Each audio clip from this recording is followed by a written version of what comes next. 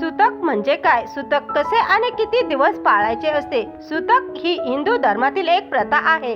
घरातील एखाद्या व्यक्तीचे निधन झाल्याच्या क्षणापासून सुतक सुरू होतं. सुतकाचे काही नियम असतात जे त्या घरात पाळले जातात. नात्यातल्या व्यक्तीच्या मृत्यूनंतर काही दिवस सुतक पाळले जाते. नाते किती जवळचे आहे यावर सुतकाचे दिवस अवलंबून असतात. ही सर्व माहिती पंचांगात असते. बाहेरगावच्या माणसाची मृत्यूची वार्ता समजल्यानंतर सुतक सुरू होते. सुतक म्हणजेच असौच. मृत माणसाबद्दल धरावयाचा विटा. सुतकालाच असौच असेही म्हटले जाते. व्यक्तीच्या निधनानंतर 1 ते 13 दिवस असौच पाळण्याची प्राचीन प्रथा आहे. सुतक कसे पाळावे? नियम. सुतकामध्ये घरातील देवपूजा व कोणतेही मंगल कार्य करू नये अथवा कुठल्याही मंगल कार्यात जाऊ नये. कुठल्याही देवळात जाऊ नये. मात्र देवतेचे बाहेरून दर्शन घेण्यास हरकत नाही.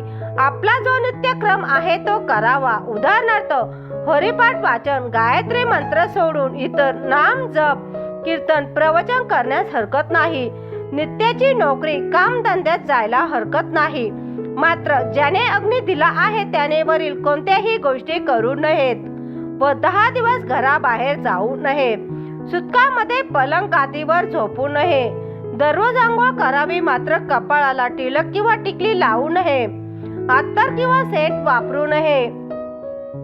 नवीन वस्त्र परिधान करू नये. बाकी नित्याचे व्यवहार चालू ठेवावेत. 10व्या व 11व्या दिवशी घरातील सर्वांनी डोक्यावरून आंघोळ करावी. सुतकातील सर्व कपडे धुवावीत आणि घरात गोमूत्र शिंपडावे. 11व्या दिवशी कपाळाला कुंकू, टिकली किंवा गंध लावावे. या आत्म्याला पुढील गती करता 11वा, 12वा व 13व्या दिवशीचे विधी करावे. 14व्या दिवशी घरात निधन शांत व उदक शांत करावी आणि मगच घरातील देव पूजा करावी.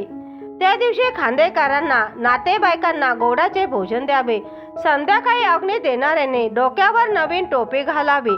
खांद्यावर टॉवेल किंवा उपरणे घ्यावे व शंकराच्या मंदिरात जाऊन गाभाऱ्यात तुपाचे निरंजन लावून ठेवावे.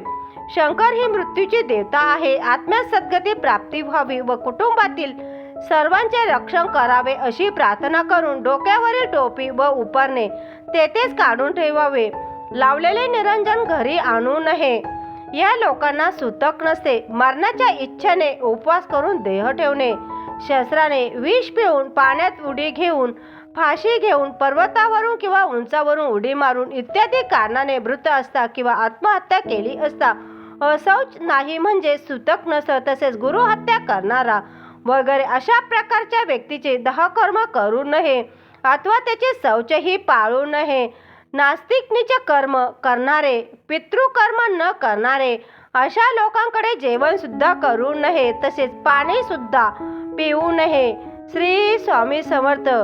जय जय स्वामी समर्थ.